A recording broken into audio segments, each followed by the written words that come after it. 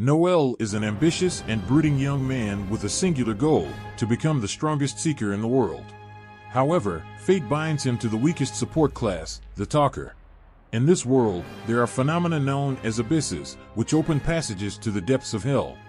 On what seemed like a cursed day, the mission system broke, and Noel's village was brutally attacked by level 12 demons.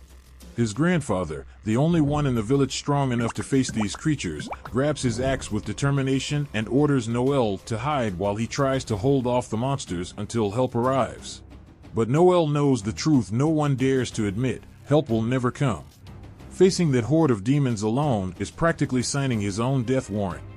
He can't believe his grandfather will return alive, but the old man, with a confidence that hides years of scars, reassures him, saying he once defeated a level 13 demon and that his nickname over death wasn't given for nothing.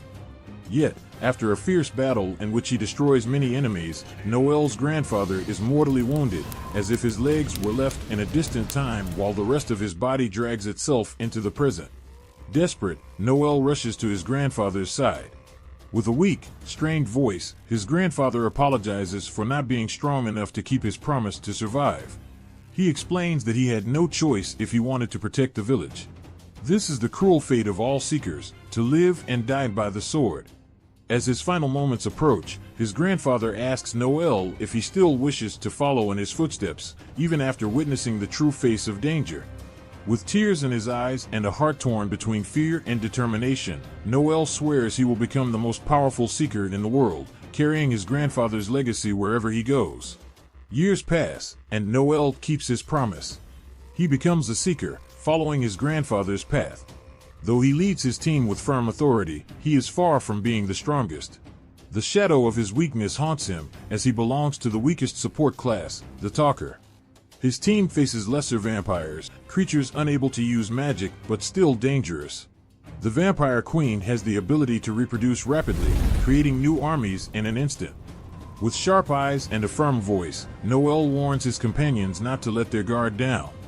Despite being called lesser, these vampires are brutal, able to keep fighting even on the brink of death. Each one must be finished off with a final strike to ensure their destruction. As they move through the dark, tense dungeon, Walter suggests they ignore the lesser vampires and head straight for the Queen, hoping to finish the mission quickly. But Noel, with a frown, corrects him. That would be suicide. They'd be surrounded and massacred while fighting the Queen. The mission is already a tightrope for a C-rank team like theirs, and any misstep would lead them into the abyss of death. Walter understands, but with a sarcastic smile, says he's only listening because Noel is the team's important talker. As a talker, Noel can enhance his comrades' abilities with words of power, but his own strength is minimal, and this eats at him from the inside. He turns, about to throw a sharp retort at Walter, but something stops him. A vampire is lurking on the ceiling, clearly waiting for its moment. With a shout, Noel orders his team to take cover. The vampire then releases a poisonous cloud, and Noel is caught in the middle of it. His companions panic, trying to rush over to save him, but they are attacked. Tanya is violently knocked down. Without Noel's buffs, Walter and Lloyd are almost powerless. Desperate, Walter pleads with Noel to snap out of it and lead them once more. For a moment, Noel is transported back to the day he watched his grandfather die. With unyielding determination, he swears to himself that he won't let anyone else die. He draws his gun and fires at the demon, drinking a health potion as the poison continues to sap his strength. He may not have the power his grandfather had, but he is determined to prove that a talker is crucial to victory. Activating his tactician ability, Noel amplifies his companion's skills by 25%. He uses his battle voice to restore their stamina and mana. Now, strengthened, his team can hold their ground. But the danger isn't over. Tanya spots 3 more demons approaching, and panic begins to take over. With a firm voice, Noel uses a skill to calm her down, reining in the chaos threatening to consume them. He calculates with precision: if everything goes according to plan, they have exactly 74 seconds to finish off the monsters. He prepares to face the lesser vampires while the others focus on the Queen. When the vampires attack, Noel shouts with a controlled fury, freezing them in place with his words. He then fires an ice bullet, encasing them in ice. However, one vampire manages to dodge. He has one bullet left. He could use it to save himself, but instead, he chooses to shoot the Queen, creating an opening for his teammates. Walter and Lloyd seize the opportunity, unleashing their most powerful strikes and taking down the Queen. Tanya turns to Noelle, horrified as she sees him getting stabbed by the remaining vampires. But what seems like the end was, in fact, carefully calculated. Noelle knew that once the Queen was defeated, the lesser vampires would cease to move, and he had just enough time to dodge the fatal blow. With the mission complete and the abyss dissipating, Noelle's companions approach to check on him. Although they know he planned everything meticulously, they still scold him for recklessly endangering his life. Silently, Noelle recalls the day he first learned he would be a talker. He cried, wanting to be a warrior like his grandfather. But his grandfather's words still echo in his mind. No matter his class, Noelle was destined to be the strongest, to carry the legacy of a lineage that would never bow to fate. Noelle is regarded as the strongest seeker because he can sense an extraordinary talent within himself. Since that fateful day, he has refused to be discouraged by his support class and remains determined to become the world's most powerful seeker, even though he is merely a talker. After their mission, the group needs to return to Etria, the capital of the Valais Empire, to report their success. The Empire is more vulnerable to abyss attacks than other nations, and to combat this, it has developed magical technology using materials acquired from demons. These materials can only be obtained with the help of seekers, making them admired by the public for their contributions to society. Noelle officially became a seeker at 15 and moved to the capital, where he found some companions, as he could not fight alone. Walter is the warrior of the group, T is the healer, and Lloyd is the swordsman. Although Noelle wishes they had a scout as well, the team is generally quite balanced. However, Walter notices that Noelle seems unusually quiet and asks if something is wrong. The group received a reward of 5 million fil for completing the mission, and Walter wonders if Noelle is upset that they didn't negotiate for a higher amount. He tries to convince him that a seeker shouldn't get too hung up on money and that his grandfather would probably say the same. But, contrary to that, the first lesson Noelle's grandfather taught him was that, no matter what he does, he should always be well compensated, as he can't risk his life just to go home broke at the end of the day. With that said, Noelle really wanted a higher reward and couldn't care less about Walter's opinion, but he decides to let it go just this once. Tanya tells Walter to stop bothering Noelle, but he insists that Noelle should show him more respect since he is 2 years older. Noelle retorts that age means nothing among seekers, as the only thing that earns you respect is strength. He starts to question whether Walter is truly competent enough to be respected. Walter blows up and yells that Noelle is the only incompetent one here because all he ever does is give orders from the back while the rest risk their lives on the front line. Noelle thought he had a good dynamic with the team, but now he realizes they all see him as a burden despite everything he does for them. Before addressing that, he insults Walter one more time and is about to start a fight, but Lloyd steps in and separates the two before anything serious happens. He then changes the subject and suggests they take a break and start dividing their rewards. A little while later, they are all sitting by the fountain, and Tanya is visibly disappointed with the small amount she received after such a challenging mission. Lloyd explains that after all the equipment costs and taxes they had to pay, only 1 million fil was left, so each team member will receive just 250,000. He agrees that this is frustrating, but he believes their party's funds are steadily increasing, so he is confident they will earn more money on their next big mission. Noelle points out that there won't be a next time because they hardly ever get big missions since clans take all the high-profile abysses. Even when they do get missions, they will have to pay a penalty fee if they fail to clear it on their own, making the situation unsustainable. With that in mind, Noelle asks Lloyd how much money their party has in their joint funds account. Lloyd tells him they have 12.8 million saved up, so Noelle suggests that the team should invest that money in forming their own clan. Everyone is shocked that he would propose such a thing, and Lloyd tries to explain all the reasons why they can't do that, mainly because they would be required to pay 20 million to the country in order to set one up, a sum they definitely don't have. However, Noelle remains undeterred and states he is willing to use 7.2 million of his personal money to make up the difference. He knows it's an expensive decision, but he assures everyone that in the long run, they will gain much more money since they won't be limited to the leftover quests anymore. Lloyd then points out that they would need to acquire a base of operations in the capital, and rental prices are outrageous nowadays. However, Noel has already taken care of that and found a cheap building for their team to rent. Tanya then interjects, saying that they are all still C-rank newbies, so they couldn't possibly handle running a clan, but Noel doesn't see that as a valid excuse to avoid forming a clan. If they don't take the leap now, they'll never be ready to run a clan on their own. Noel has been studying how to manage a clan, so he knows all about the necessary procedures. The only thing he lacks is experience, and the only way to gain clan experience is to start a clan. So, while it may be difficult, there is no other way. Noel makes a good point, but even so, Lloyd still believes they won't be given any good jobs since they have proven themselves to be untrustworthy. But that's where Lloyd is mistaken. Noel can guarantee that they will be offered plenty of good jobs, and it has nothing to do with trustworthiness. They will get jobs because the country wants more seekers, and a great seeker is considered both a hero and an idol. Thus, the country will naturally treat them better for being skilled. Tanya thinks it's not a good idea, as they would essentially be selling themselves.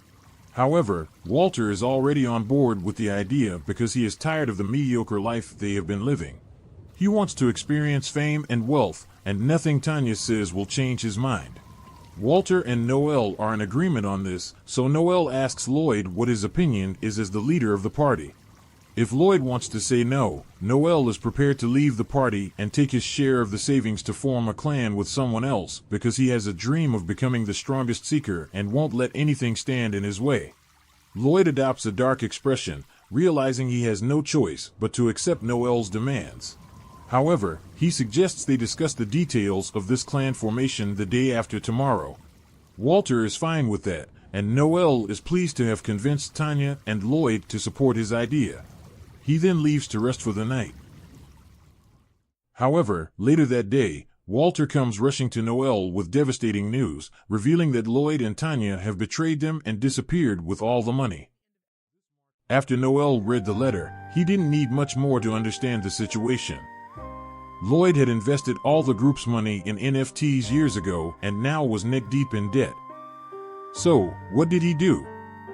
He diverted the team's money to try to get rid of the creditors and fled the capital before anyone found out. Noel found this incredibly ironic. Lloyd, who always portrayed himself as noble and charitable, was now in a bottomless pit. But, without further ado, Noel turns to Walter and asks directly, "When and where did you find the letter?" Walter, a bit lost, starts explaining that the previous night, he heard about an excellent job and rushed to tell Lloyd the next morning. But when he arrived, Lloyd's room was already empty, and it was the innkeeper who gave him the letter. According to the innkeeper, Lloyd and Tanya left the inn around 8 p.m., just before the city gates closed. And under normal circumstances, neither Noel nor Walter would have known this until the next day.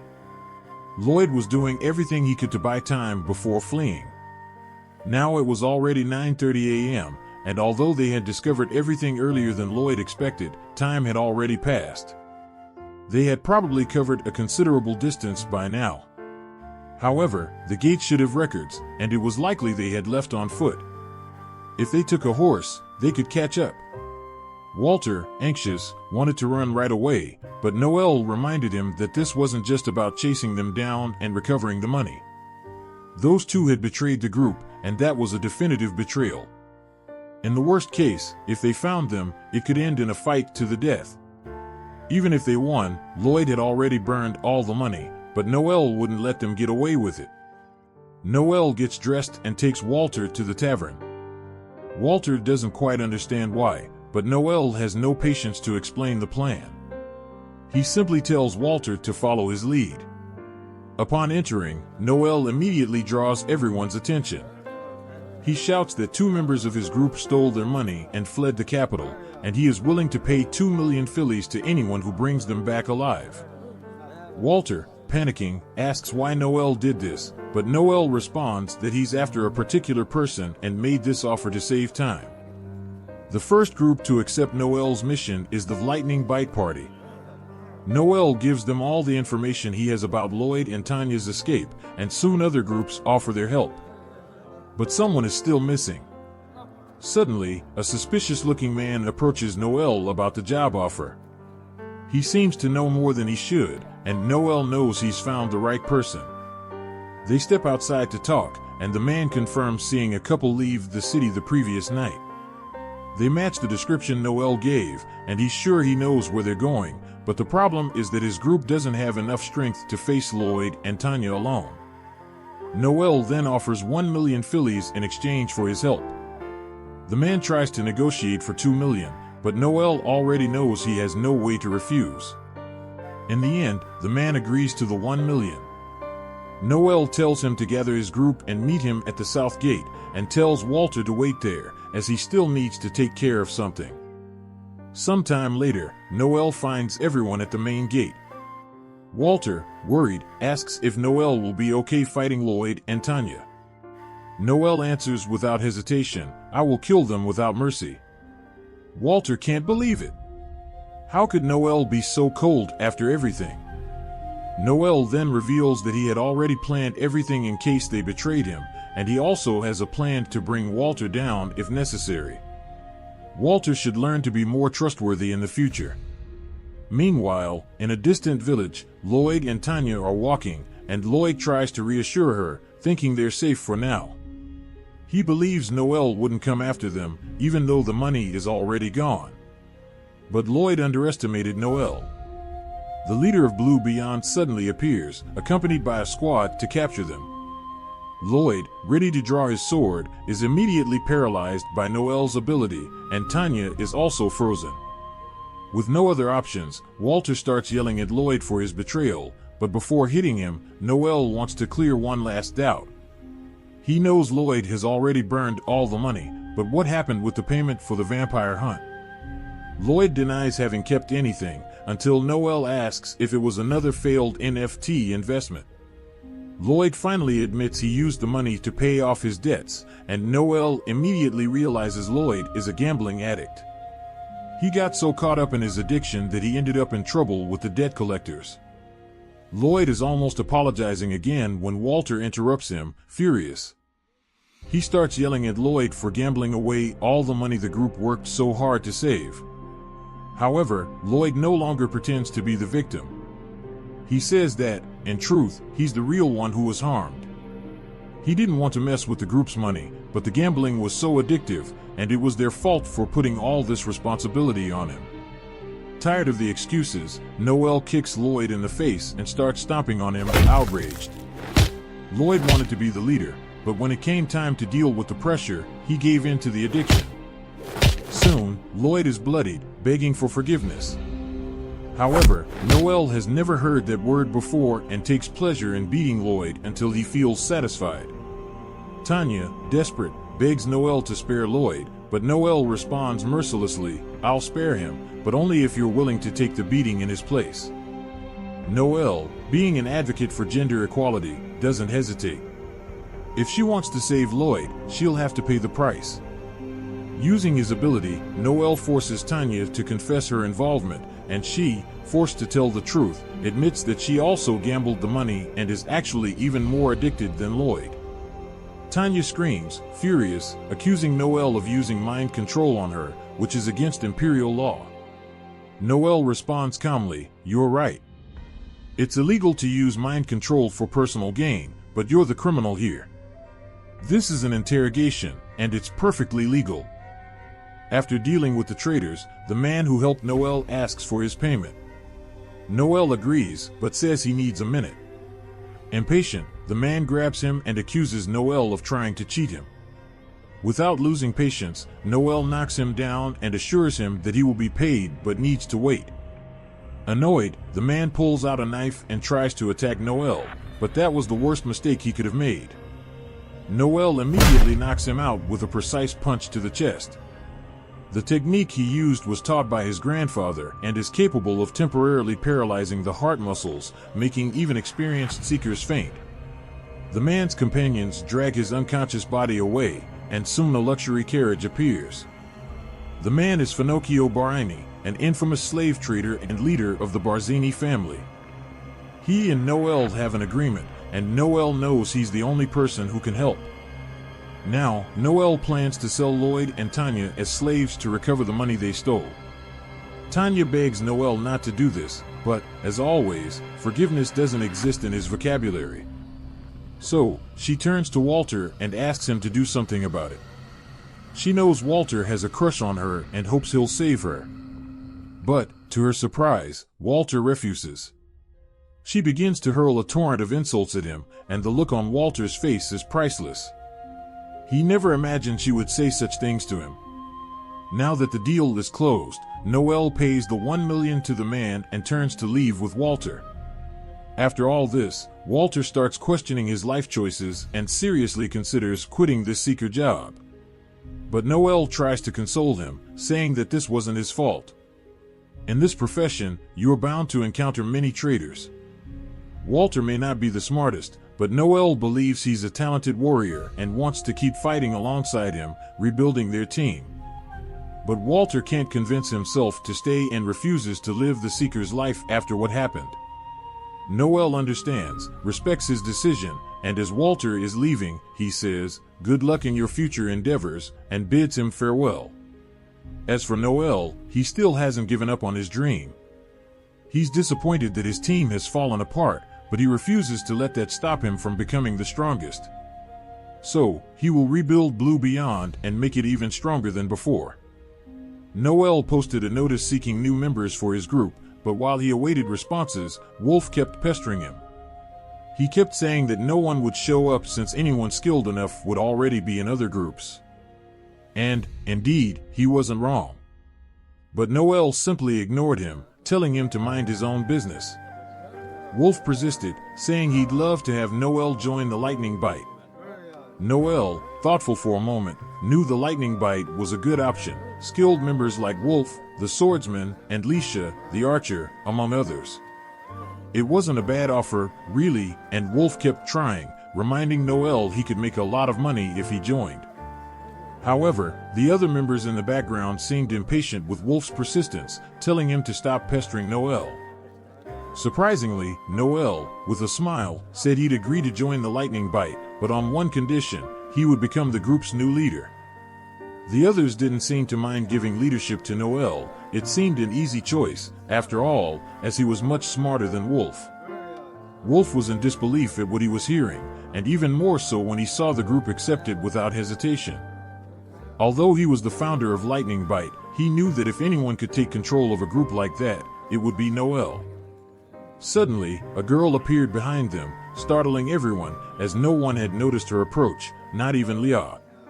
She had elf-like ears. The mysterious girl introduced herself as Alma, saying she was there to apply to Noel's group. Noel, interested, invited her to sit down and began the interview. His first question was simple: "Are you underage?" He didn't want to get in trouble with the Empire. Fortunately, Alma was 21, so she met the requirements to become a Seeker. Then, the Lightning Bite members started asking trivial questions about her hobbies, favorite books, but Noel knew what really mattered was finding out Alma's profession and rank. Alma revealed she was a C-rank scout, and Noel was thrilled, as he'd been looking for a good scout for a while. But before accepting her, he had one last question: why did she want to become a Seeker? Alma replied that she wasn't really interested in being a Seeker, she was there just to meet Noel, the grandson of Overd. Surprised, Noel asked how she knew about his grandfather, and Alma explained that, although she'd never met Overd, her grandfather had fought against Noel's grandfather years ago. Her grandfather, Alor Udar, had lost his right arm in that confrontation. Suspicious, Noel asked if she wanted revenge, but Alma denied it, saying she didn't hold grudges across generations. She only wanted to meet the grandson of a legendary hero, as her grandfather had passed away. Curious, Noel asked who this grandfather was, and Alma revealed that he was Alor Udar, known as the head of the Society of Assassins. The revelation caused absolute silence in the bar. Alor Udar was a legend, an unstoppable assassin famous for eliminating any target for the right price. One of the bar patrons was offended and challenged Alma, not believing she was really related to someone so feared. Wolf told Leah to step back, but already annoyed, he informed Alma of an unspoken rule among seekers: you should go to the right bar for your rank, where you'd get beaten by the others. Confused, Alma had never heard of this rule and was about to ask more when Logan, irritated, challenged her. He tried to punch her, but Alma vanished before his eyes, and before he could react, he was on the ground. Impressed, Noelle hired her on the spot, but Alma, still in shock at how quickly she'd won, said she was hungry. Noelle took her to a bakery, where she was fascinated by the taste of bread. She'd never eaten anything so delicious, as she'd spent her life in the mountains. Noelle found it odd, but Alma explained her childhood was far from civilization. As they ate, Alma expressed disappointment that Noelle hadn't believed her, but Noelle, considering everything he'd heard, began to believe she really was Alor's granddaughter. She told him her grandfather had always warned her never to fight over it, as the man wouldn't hesitate to betray to win. And when she looked at Noelle, she felt he'd do the same. Intrigued, Noelle asked if she'd spent so much time in the mountains training to become an assassin, and Alma confirmed, saying she was trying to rank up from scout to assassin. Noelle asked why she hadn't joined the Society of Assassins, as she was more than qualified. Alma explained that she'd tried, but during the admission exam, an incident had occurred. She was challenged to fight one of the assassins, and upon seeing that he wasn't as strong as she expected, she began to taunt him. Offended, the man tried to attack her with all his might, but he missed every blow and fell to the ground. Alma, without mercy, pinned him against the wall and was about to kill him when her blade was blocked by Simon, the new head of the Society of Assassins. He forbade her from killing the challenger, and for that reason, Alma was rejected by the society. She was strong enough, but her murderous tendencies weren't acceptable for a society that now focused on espionage and needed to maintain a clean record. Noelle realized Alma had just revealed a confidential secret of the society, and it worried him. He knew she might have made powerful enemies, but at the same time, he believed she could protect him if needed. But that didn't leave him completely at ease. The next day, Noelle and Alma went out for a teamwork training session in the forest. Noelle asked if she knew anything about talkers like him, but Alma didn't. All she knew was that talkers had weak combat abilities but powerful support skills. Noelle explained that she was right, but that a talker's abilities were much more complex than that. He could use his commands to strengthen his allies enough to end a fight with a single blow, but if he mistimed it, his entire party could be wiped out. That's why he had to stay constantly alert to what was happening during battles, using his skills in the most efficient way possible. However, as a talker, he couldn't use his buffs on himself, which made him weak in direct combat. This had never stopped him, but it was a challenge. To start their training, Noelle asked Alma to capture a monster in the forest. While the monsters there weren't as dangerous as those in the abyss, they still posed a considerable threat. He was referring to the killer rabbits, and Alma, though she found them cute, knew they were still dangerous.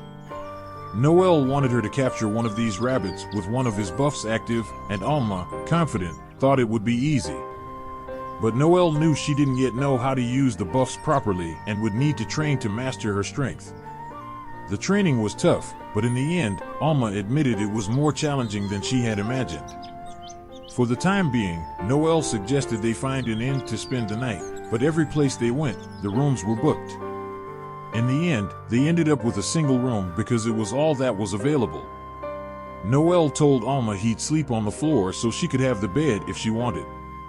But Alma saw no reason why they couldn't share the bed and found it adorable that Noelle got embarrassed about these things. Noelle didn't want to discuss it further, so he left to take a bath and pass the time. Meanwhile, Alma started stretching, but as soon as Noelle stepped out of the bath, she quickly got up and began admiring his perfectly defined muscles. She thought he had an amazing physique, but it was a shame he was just a talker, because if he were a warrior like Overd, he could have become the ultimate seeker. No matter how hard he tried, he would never be able to surpass those with natural talent, and Alma felt disappointed, as she would have loved to see just how far he could go. Noelle didn't let her comments get to him and gave her a light tap on the forehead for saying unnecessary things. As soon as they arrive in the village, the chief comes out to greet them, though he's somewhat surprised to see only two of them. Noelle explains that the other members had to leave the group for various reasons, not mentioning, of course, that he sold them off. Now, the Blue Beyond group is just him and Alma. Noelle assures the chief that the two of them are more than capable of handling a few bandits. They sit down to talk in the chief's quarters, and Noelle notices the chief's daughter peeking from behind a curtain. He greets her, but the girl quickly hides. The chief apologizes for his daughter's rude behavior, saying she was eager to see him. Noelle, however, just wants to get straight to the point about the mission.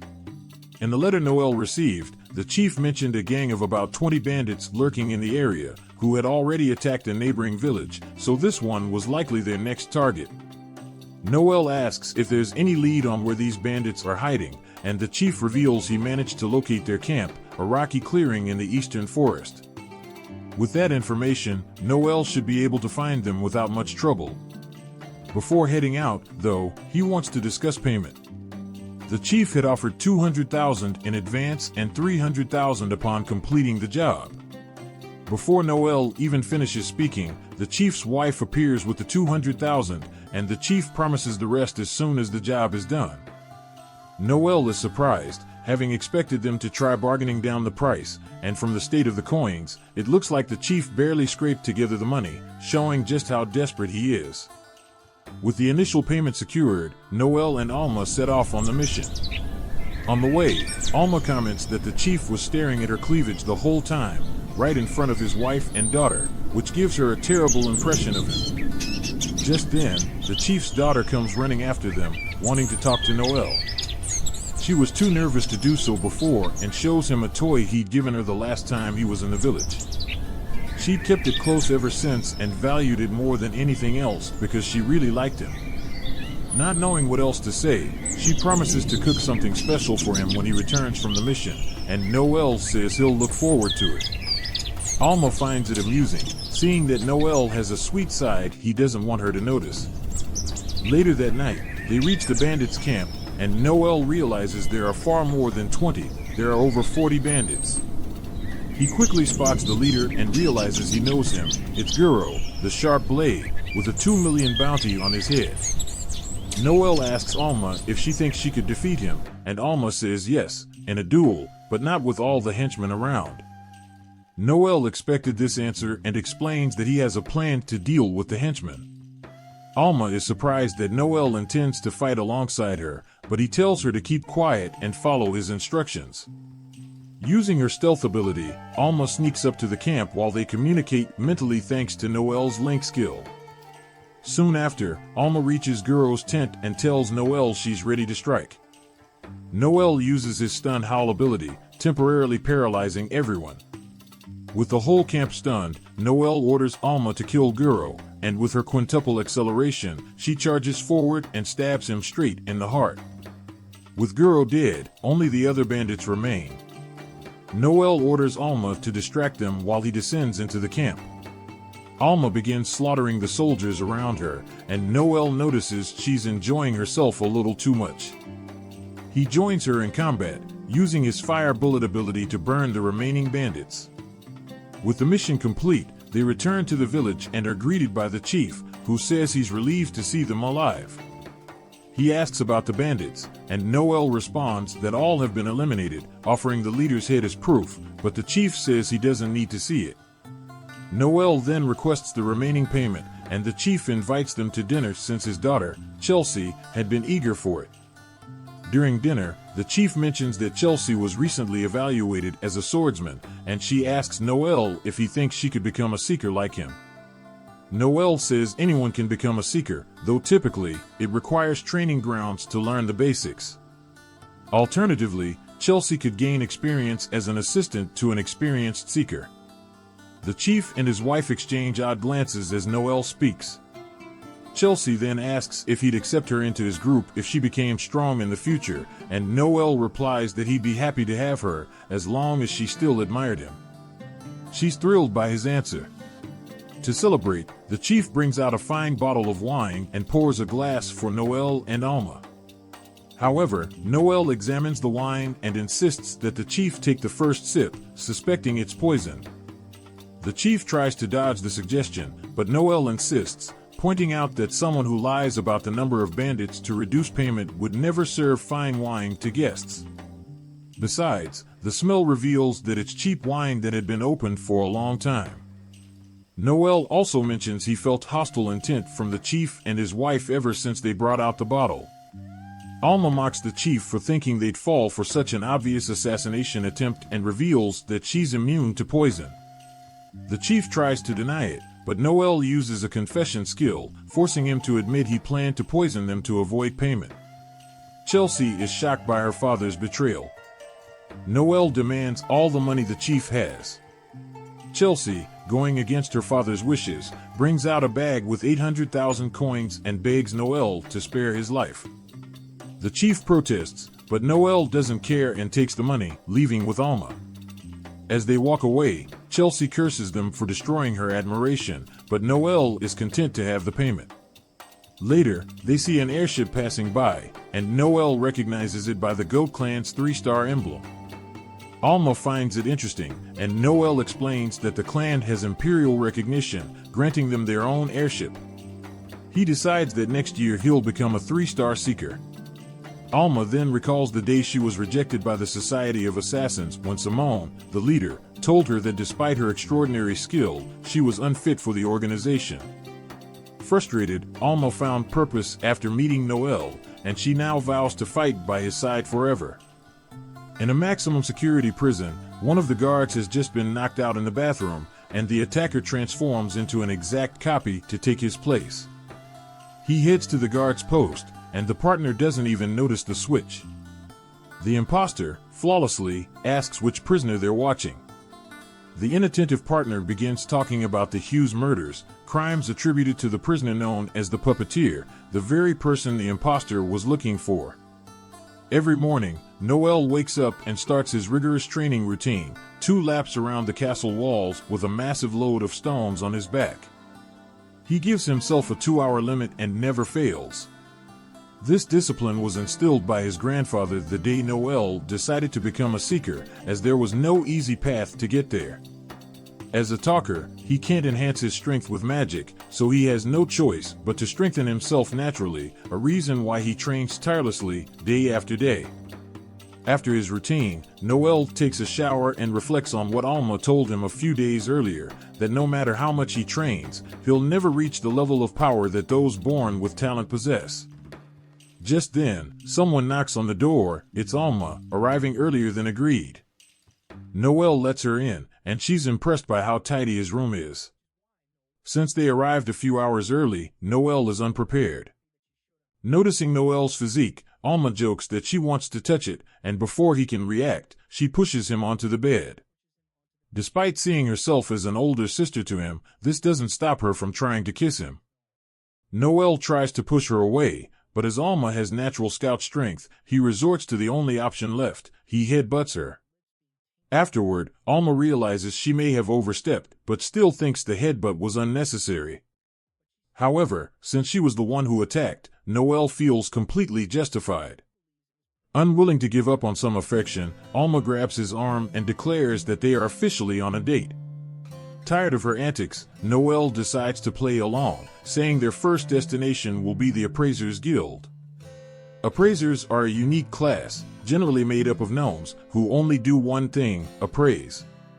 Upon arriving at the appraisal hall, Noel asks Alma what she intends to do. She already meets the requirements for a promotion, evidenced by the mark on her chest that appears automatically when the criteria are met. He wants to know if she still plans to become an assassin. Alma isn't sure, so she asks Noel what he thinks, but he doesn't have a definitive answer either. An assassin build would help in combat, but he wants to avoid redundant abilities in case he recruits more members in the future. Alma hadn't realized he still planned to recruit, and she feels a bit jealous. Noel explains that it would be reckless for them to explore an abyss alone. He only wants her to get evaluated to plan the best options.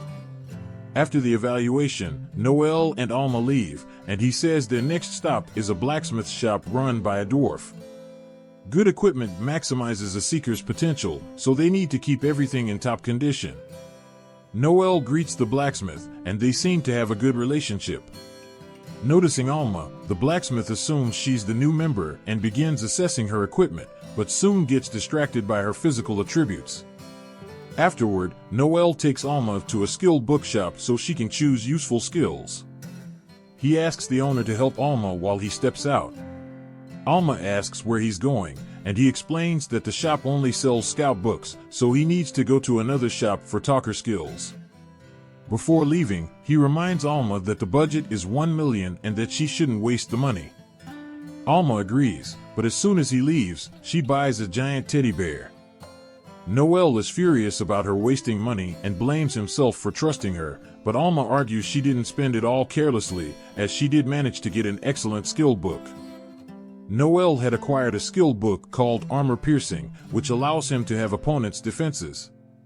The book cost $800,000, and she used the remaining money to buy a teddy bear as a substitute for hugs, since Noel no longer allows her to hug him. To Alma, it was a good deal, until she notices that Noel didn't buy anything for himself. Curious, she asks why, and he explains that the book he wanted was far beyond the budget, an exorcism book that would instantly eliminate undead, costing no less than $30 million. As they talk, Noel spots someone suspicious and gets up, telling Alma to start eating without him.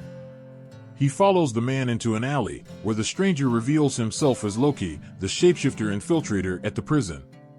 Noel hired him to learn more about the prisoner known as the Puppeteer, and Loki has brought him exactly what he needed. Although it's none of his business what Noel plans to do, Loki asks if he really intends to recruit the Puppeteer, a powerful man who once shipped the capital. Noel says that's exactly why he wants him and believes the Puppeteer was wrongly accused. To prove his innocence, he hired Loki to investigate. Loki understands the plan but finds it ironic that the same man who sold his former allies as slaves now wants to save a condemned man. Noel replies that this madness is part of his nature. After reviewing the report, Noel praises Loki's work, whose shape-shifting ability makes his infiltrations easy. He pays for the service and asks Loki to continue investigating. Before leaving, Loki mentions a new dangerous drug being sold. It causes extreme rage attacks, increasing violence. Noel wonders who would be insane enough to sell something like that, but soon learns that the group responsible is connected to the Luciano family, which prevents any intervention. Additionally, the territory is controlled by Albert Gambino, the unpredictable leader of the Gambino family. While Noel explores the Gambino territory, Alma is upset about being left alone but tries to cheer herself up with the food. Soon an old friend joins her, and the two start chatting. Meanwhile, Noel observes with disdain the current state of the territory. The former leader of the Gambino family was a respectable man, but after his death, Albert took over, and everything went downhill. Noel notices a man, clearly an immigrant, sitting on the street looking miserable. Out of pity, Noel leaves a coin, but the man returns it, thinking Noel dropped it by accident, and warns him that it's unsafe for a pretty girl to walk around there. Noel, offended at being mistaken for a woman, clarifies that he's a man and says he'd never take back a coin after a filthy beggar touched it. The man, equally offended, grabs Noel's shoulder, only for Noel to kick him in the stomach, sending him flying and scolding him for trying to touch him with useless hands. Noel's attitude reminds the man of someone from his past, and he decides he won't let this slide. Taking a fighting stance, Noel notices that he seems skilled with swords. When the man attacks, Noel barely escapes, and the fight only ends when Noel throws him against a building. After regaining his composure, the man admits that Noel is a good fighter and asks if he's a ninja, an exclusive class from an island in the Far East, which Noel assumes is the man's homeland. Noel explains that he's just a talker, which impresses the man, but he decides to continue the fight.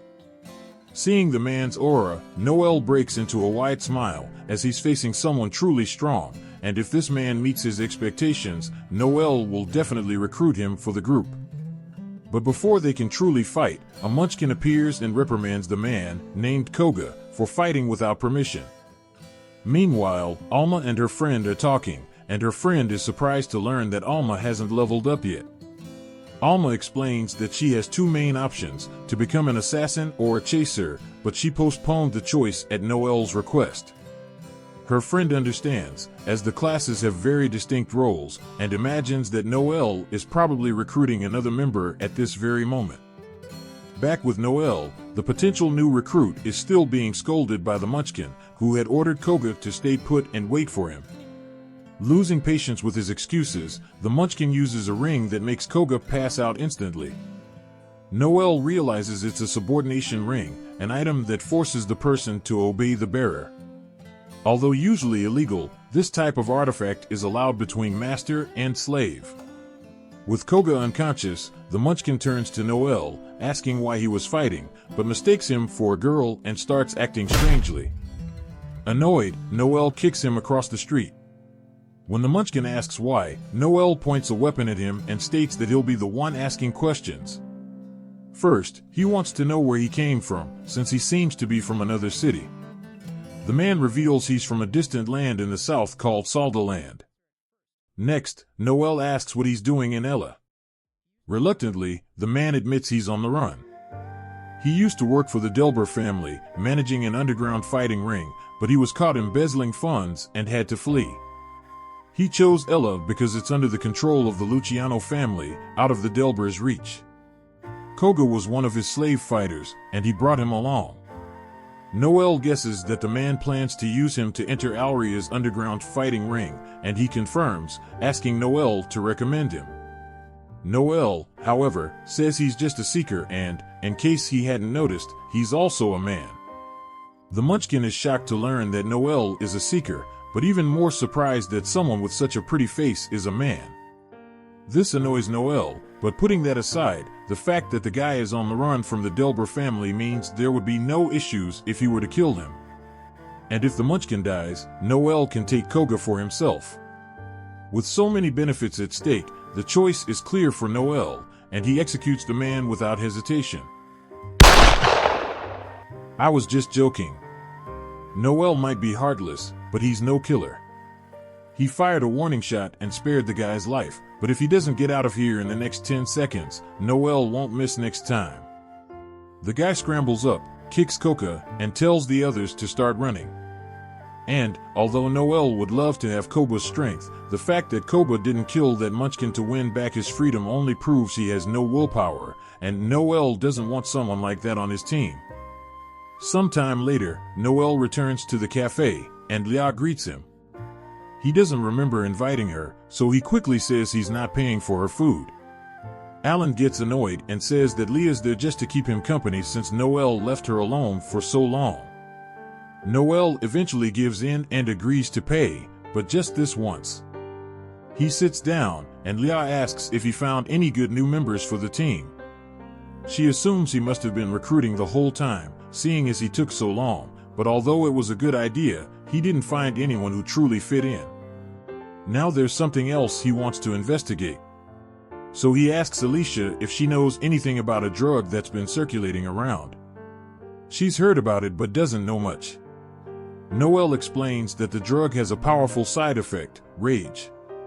It's completely uncontrollable. He warns her to be careful if she ever encounters it. Leah thanks him for the concern but is genuinely surprised. Noel never cared for others like that. He says he's only sharing the information because of his good relationship with her group. Leah thanks him again and stands up to return to her group. Before leaving, she invites Alma to go with her to a wonderful bakery, not just as a seeker, but as a friend. Alma likes the idea, but Noel has no plans of being Leah's best friend forever, so he just tells her to get going. When Leah finally leaves, Noel begins to think about the out-of-control drug situation. If even Leah's heard of it, that means it's already spreading beyond the capital. And Noel expects the problem to become even bigger. Meanwhile, Miguel, the Munchkin, has just been captured by Albert Gambino.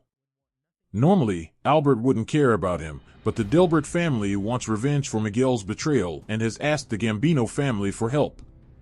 Miguel is panicking because not only was he caught, but it was by Albert, a true psychopath. The guy literally collects the skulls of people he dislikes. Albert says handing Miguel over to the Delbert family would be boring, and Miguel tries to save himself by flattering Albert. In reality, this only makes things worse, as Albert says he'll do something far more fun, skin Miguel alive and turn him into a doll. Miguel asks if Albert is joking, but he's dead serious. Before Albert can grab his tools to begin the flaying, a debt collector appears, saying he brought someone who didn't pay on time. It's the village chief of Mitz, who explains he gathered the money but that a seeker named Noel stole everything. He even claims Noel called Albert Gambino a name that Albert didn't like, enraging him. As a reward for the chief's honesty, Albert gives him more time to pay, but with one condition: he'll cut off the chief's right arm. Albert orders Koba to do the amputation with a baton. Koba hesitates, but Miguel yells at him to just get it done. Before beginning, Albert takes a dose of a purple crystal drug to get excited and says he's now ready to cut off the chief's hand. Despite the chief's protests, his hand is severed, and Albert delights in the scene. Miguel, trying to take advantage of the situation, offers Koba to Albert, who accepts and takes the young man to change clothes. As Koba changes, his backstory unfolds. He was born into a wealthy family, but everything changed when his mother was assaulted, and his father, after recovering, became bitter toward the child. His father's hatred turned into disdain, and Koba grew up being ridiculed until he was sold as a slave. The first time he ever received praise was when Miguel used him in illegal fights, but he soon realized he was just a tool to make money. Back in the present, Koba is now an assassin under Albert's command. Later, Noel goes to an abandoned church to meet Loki, who warns him that the Gambino family is after him due to the chief's lie. Loki reveals that he only did this to save his own skin, but Noel considers killing him. To Noel's surprise, Loki doesn't try to flee and admits that he betrayed his honor by selling false information. He regrets it, and Noel, touched by his sincerity, decides to forgive him. But he also promises to bring down the Gambino family. At that moment, Noel hears footsteps and realizes someone is coming. It's Koba, sent to kill him. Noel congratulates him on his new position within the Gambino family and suggests they pick up where they left off last time. Koba, though reluctant, presents himself for the duel. The fight begins, and Noel tries to use his weapon, but Koba is fast and dodges, appearing right in front of him. Before Noel can react, he uses a string to pull back, impressed by Koba's skill. Noel then fires a fire bullet, hoping Koba will be harmed, but Koba protects himself by slicing the air around him. They keep fighting, and Noel tries tricks like a flashbang, but Koba is clever and avoids them. In the end, Noel is cornered, and Koba uses a special move to overpower him. When Noel tries to use his stun shout, Koba cuts the attack short and makes Noel fall. After collapsing to the ground, Noel falls unconscious. When he wakes, his eyes meet Koga's, standing over him with his sword's blade tilted toward his head. Koga's voice breaks the silence, filled with respect as he admits to being impressed by Noel's strength, praising him as a formidable opponent. But Noel, indifferent to the flattery, stares at Koga with a stern expression and asks bluntly why he hasn't been killed yet. Koga's hesitation is palpable. Despite his clear mission, he cannot bring himself to deliver the final blow after such a brutal fight. This makes Noel's blood boil. With a shout, he grabs Koga's blade with his bare hands and accuses him of weakness, asserting that a warrior cannot afford to feel pity for an enemy. "If you don't kill me now, Albert won't show you any mercy and will finish you off too," Noel insists, his voice a mixture of anger and urgency. But Koga remains hesitant, confused by Noel's determination to demand his own execution. To Koga, it seems like Noel is worried about something bigger, perhaps the consequences for others. But Noel cuts him off, scoffing at any altruistic assumptions. Instead, he smiles wryly and warns, "You've lost your chance, Koga. Alma's here." and she won't let anyone but herself touch this beautiful body of mine. Noel had used his bonding ability before the battle to send a message to Alma. When she arrives, he sighs in relief as his body is already paralyzed by the effects of the battle potion. Alma doesn't need an explanation. Upon seeing Koga in an offensive stance, she casually asks if she can kill him. Noel gives her the nod, and Alma charges without hesitation. Koga tries to block her attacks, but pleads for Alma to back off, claiming he doesn't want to fight a woman. Alma's response is a sharp laugh. Saying that while you're on the defensive? Hilarious. Koga tries to justify himself. She caught him off guard. And yet, you couldn't finish me, he retorts, provoking her. The taunt works, and Alma activates her acceleration ability, moving so quickly she becomes nearly a blur. Koga, in turn, closes his eyes and activates his sensory enhancement, adjusting his reflexes to react with precision. The duel between them intensifies. Noel, still observing from the ground, feels small in the face of their supernatural abilities. Yet, this feeling reignites his determination. He had sworn to be the strongest and wouldn't give up now. After a long clash, Alma and Koga reach a stalemate. Even so, Alma challenges him, promising her next attack will be poisoned and lethal. Koga realizes she's serious and, with no choice, decides to unleash his full power. But before any attack is made, a flare lights up the sky. Noel, holding a signal flare, orders Alma to stand down. This isn't a request, he says firmly. Reluctantly, she obeys. Noel turns to Koga and warns him to leave. The flare will attract the military police, and Albert won't be happy if the imperial government gets involved. Koga hesitates but eventually relents. Before leaving, Noel calls out to him again. Deliver a message to Albert, he says, his voice cold as ice. I'm going to destroy your entire organization and send you to the Gulag. The next day, Koga reports the confrontation to Albert. To his surprise, Albert seems calm, handing him a box. Inside is Miguel's head. I'll forgive your failure this time, Albert says with chilling composure, but I won't tolerate another mistake. Feeling the weight of the threat, Koga swears he won't fail again. Before leaving, Koga remembers Noel's message and delivers it. Albert's expression changes instantly. Are you telling the truth or lying like Mint's boss did? Koga assures him it's true.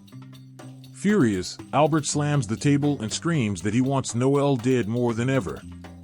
As Koga and Laos leave the office, Laos comments that Koga might have exaggerated. Maybe, Koga replies thoughtfully, but I needed to say it. Noel is incredible. Even as just a talker, he faced me head-on. That takes a kind of strength few possess. Despite training himself to the limit, Noel knows he'll never be strong enough to defeat a combat class as just a talker. Still, that stubborn look never leaves his face, the fire of someone who believes he'll be the strongest in the world, no matter the cost. After hearing Koga's comments, Laos teases him, saying he seems fascinated by Noel, but, of course, not in that way. The remark is lighthearted but carries a truth. Koga respects Noel as a rival and wishes to grow alongside him. Reflecting, Koga realizes Laos might be right.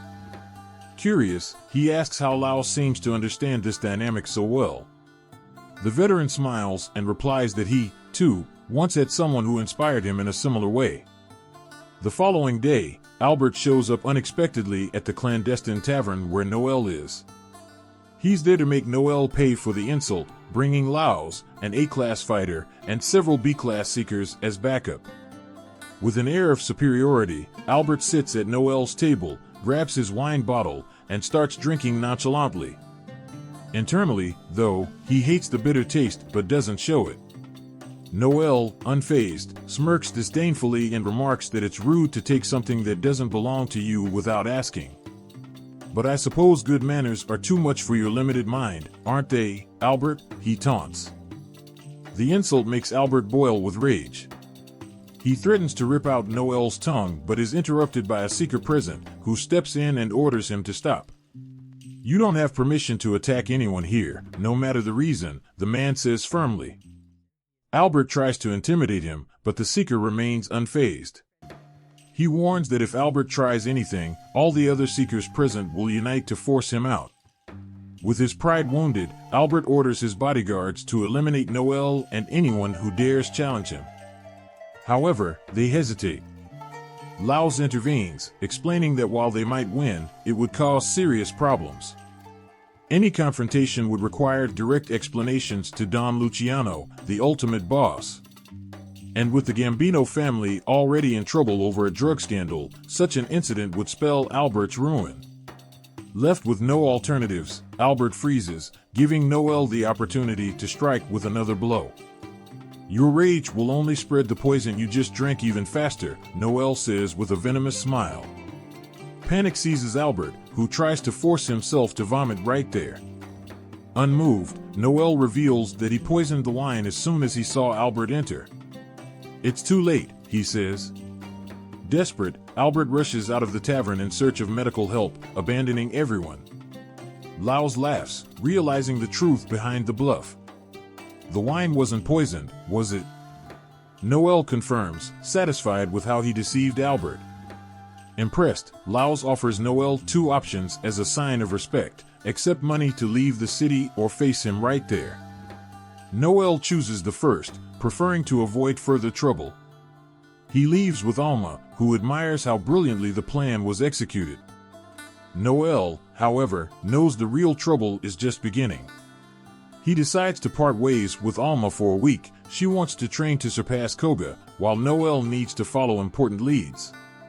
A week later, Noel returns to the city and encounters Albert again, this time with an army of bodyguards.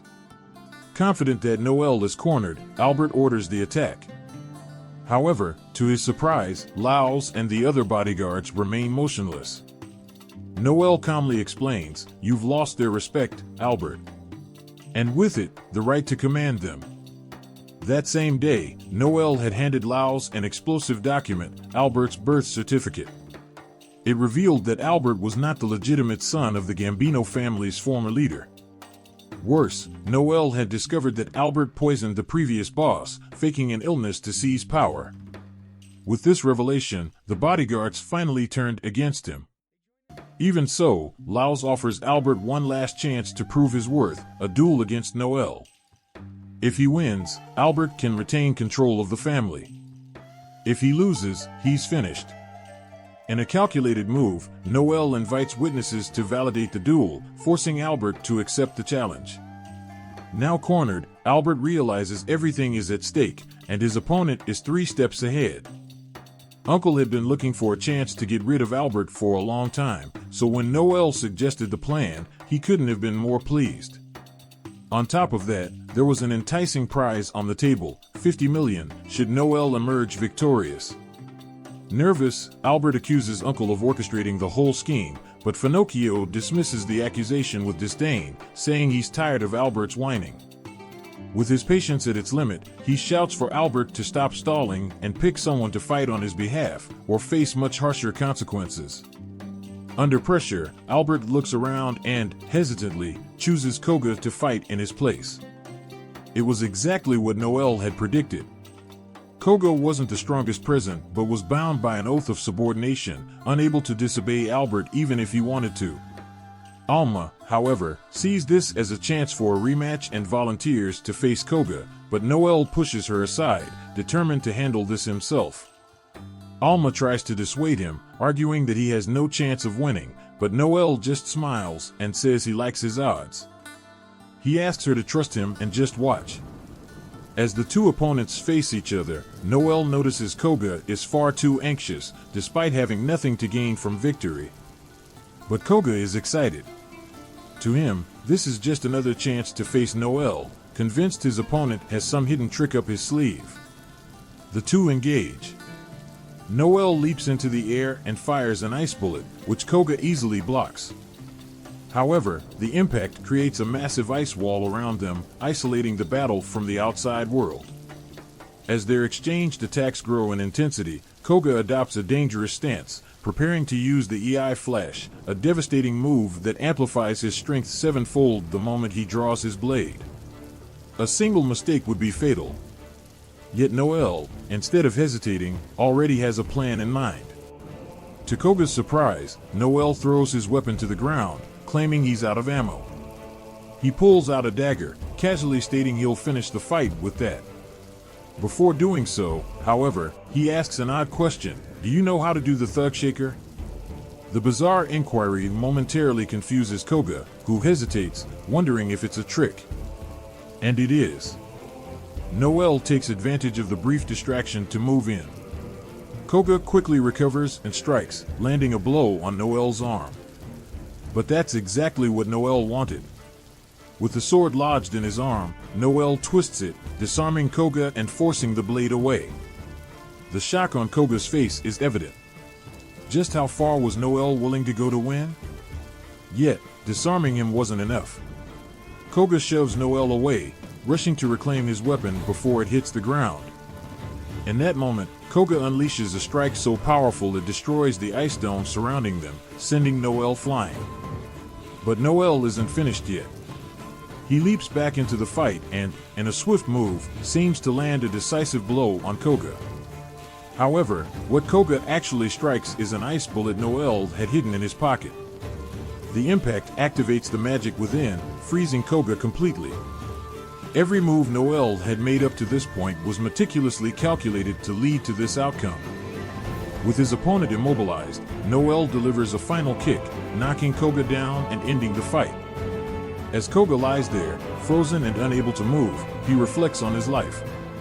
Since childhood, he had never fought for himself. He had always been a pawn, someone who followed orders just to survive. While battles had strengthened him physically, inside, he was still that weak boy who couldn't defend himself. But now, watching Noel, someone who never let himself be trampled, even in the face of adversity, Koga feels something new, the desire to become more than he is, to truly grow strong. Noel is declared the victor. While Koga remains on the ground, silent and defeated, Noel looks at him for a moment before turning away, his gaze filled with determination. For Noel, this fight was just another step on his path to the top, but for Koga, it marked the beginning of something much greater. Noel is declared the winner, and Albert loses all his rights as head of the Gambino family. After the fight, Noel and Alma head to a nearby building. While she tends to his injuries, she scolds him for his recklessness. Noel, however, brushes it off with a smile. What matters is that it worked. Finocchio arrives to congratulate him, but also to make a bold proposal. He wants Noel to lead the Gambino family. Noel declines without hesitation. Irritated, Finocchio uses his ability, Judgment, to rip Noel's heart from his chest, threatening his life unless he agrees. Even so, Noel holds his ground. His determination unsettles Finocchio, who reluctantly returns the heart and allows him to leave. The next day, Noel decides to free Koga from his subordination contract. Surprisingly, Koga, now free, chooses to follow Noel, vowing to become the ferocious wolf Noel needs. Together, Noel, Alma, and Koga embark on their first mission as a team, showing great potential despite some rivalries. With plans to register the group as an official clan, Noel takes another step toward his goal of becoming the greatest regalia seeker in the world. Thus, Episode 8 comes to a close. Don't miss the next chapter.